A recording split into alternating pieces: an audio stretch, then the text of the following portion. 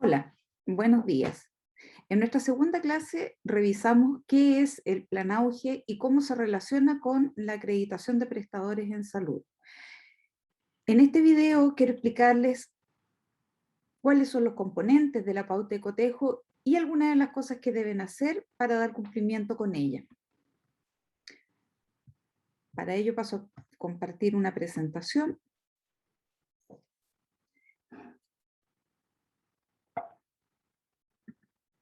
Como les decía, vamos a revisar la pauta de cotejo, qué es, cuáles son sus componentes, qué es lo que deben cumplir, qué deben observar. Como ejemplo, ocupé lo que se llama GCL 1.1. La pauta de cotejo tiene 9 componentes: dignidad del paciente, tiene gestión clínica, gestión de calidad, continuidad de la atención, recursos humanos, registros, instalaciones, equipamientos y servicios de apoyo. Esos son sus 9 ámbitos. Cada uno de estos ámbitos se puede observar aquí arriba. Gestión clínica es el tercer ámbito de la pauta de cotejo de la acreditación. Luego viene una pequeña explicación de la intención de este ámbito, y en este caso es que el prestador institucional provea condiciones para la entrega de acciones de salud seguras. Y aquí está lo principal de todo lo que es gestión clínica: entregar acciones de salud seguras. Esta definición nos da luces sobre que de aquí hacia abajo, en toda gestión clínica, debemos orientarnos a entregar acciones de salud segura. Luego tenemos el componente. El componente es una desagregación que se hace de cada uno de los ámbitos, que solamente sirve para agrupar algunas de las características luego en torno a objetivos similares. En este caso, dentro de lo que son la entrega de acciones de salud segura, GCL1, que es el primer número, después viene GCL2 y GCL3, que son los distintas componentes que tiene la pauta, centra un poco más en que cuenta con un sistema de evaluación de las prácticas clínicas. GCL1 solamente observa prácticas clínicas. Y aquí viene lo más importante, las características. En este caso, el ejemplo lo tomamos con GCL 1.1. Y esta característica dice que se aplica un programa de evaluación y mejoría de las prácticas clínicas, pero que esta GCL 1.1 se orienta específicamente a la evaluación preanestésica. ¿Por qué tengo las características aquí subrayadas en rojo?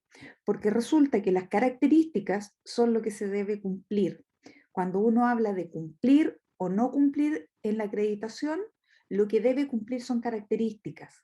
Cada una de las páginas de esta pauta enumera una característica y la describe.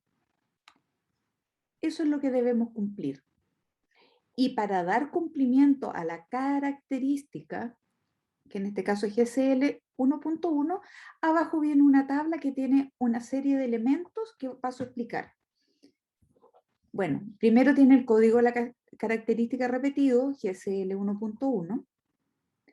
Luego tiene un umbral de cumplimiento, que en este caso GCL 1.1 debe cumplir igual o mayor a un 75% de los elementos verificadores solicitados.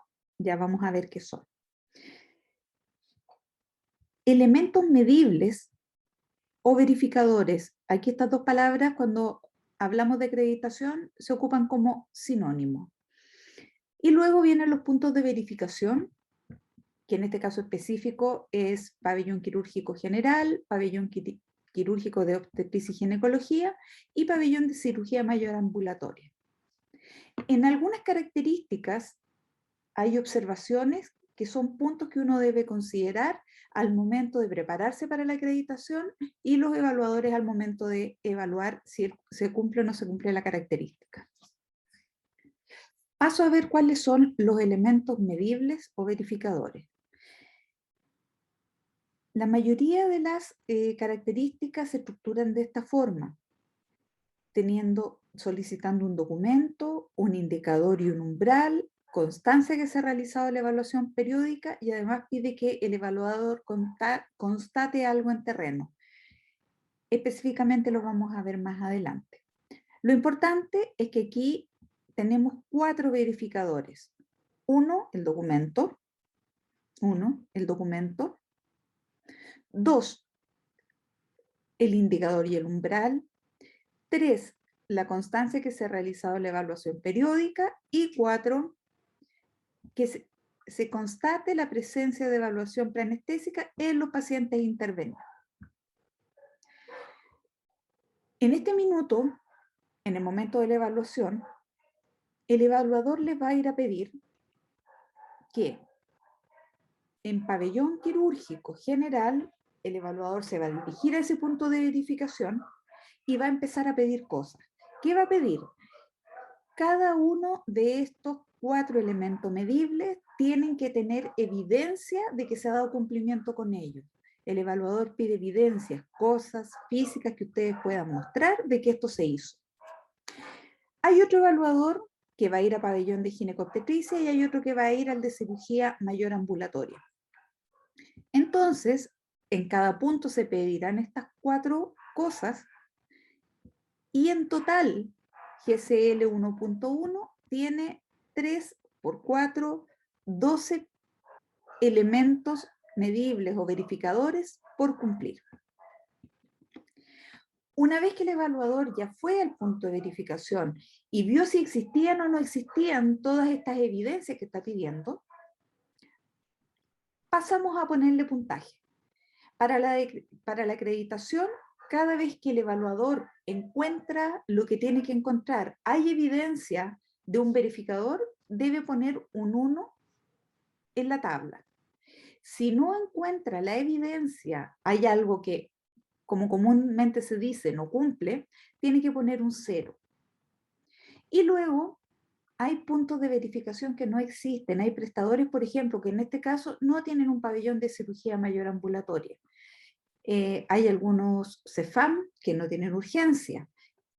Hay muchos CEFAM que no tienen un servicio de diálisis, cosa que sí comprende la pauta de cotejo. Entonces, cada vez que encontramos alguna cosa, algún punto de verificación que no exista, se pone no aplica. ¿Qué hacemos con estos números que nosotros pusimos aquí? Contamos el total de celdas que aplican. Teníamos 12, pero hay 4 que no aplican. Tenemos un total de 8 celdas que sí aplican. Entonces aquí abajo hacemos una fórmula de cumplimiento. Dentro de nuestra fórmula lo que hacemos es poner en la parte de abajo de la fórmula un 8, que es el total de celdas que aplican, y en la parte de arriba de la fórmula ponemos solamente la cantidad de número 1 que tenemos, que en este caso son 6.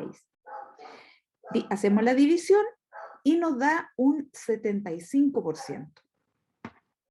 Entonces, una vez que obtenemos este 75% en la fórmula que tenemos aquí abajo, vamos y comparamos con el umbral de cumplimiento.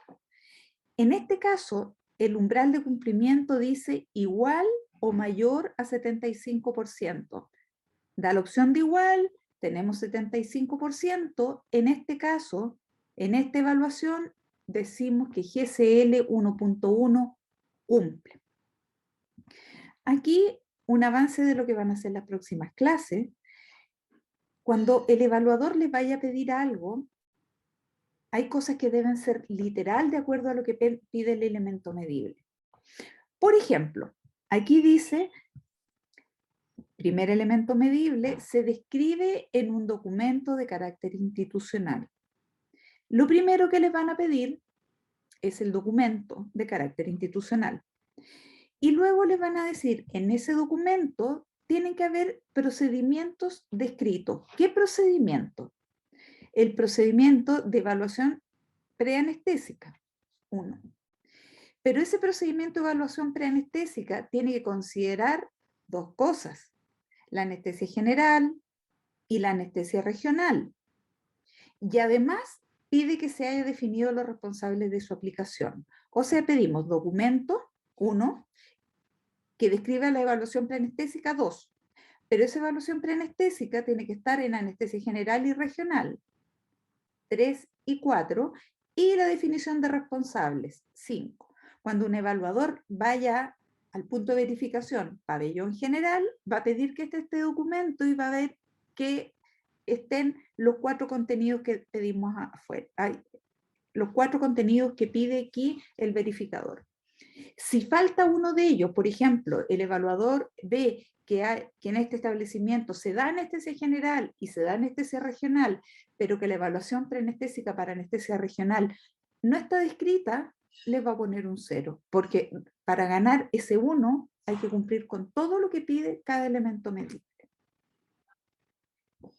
Lo último, un error común que uno observa cuando va a evaluar es cómo la gente confunde los umbrales.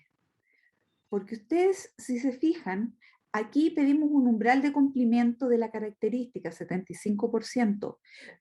Este umbral es solo respecto a estos números, no tiene nada que ver con el umbral que se pide aquí. El umbral de cumplimiento que pedimos aquí es el ideal de lo que nosotros quisiéramos lograr respecto a la evaluación preanestésica, que ojalá que sea mayor que un 75%, en mi opinión.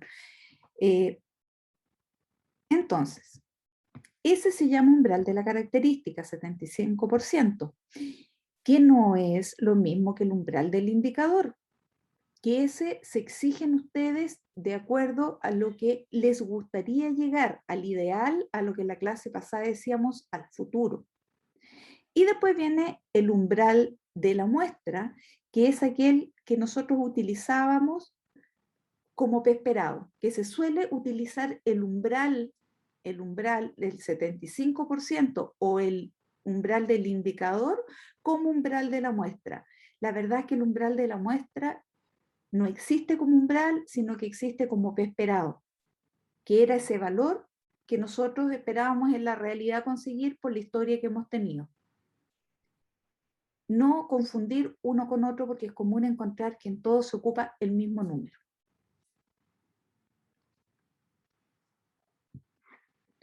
Bien, la próxima semana vamos a seguir revisando la materia que sea más relevante mediante estos videos de aplicación de la materia. Hasta la próxima semana.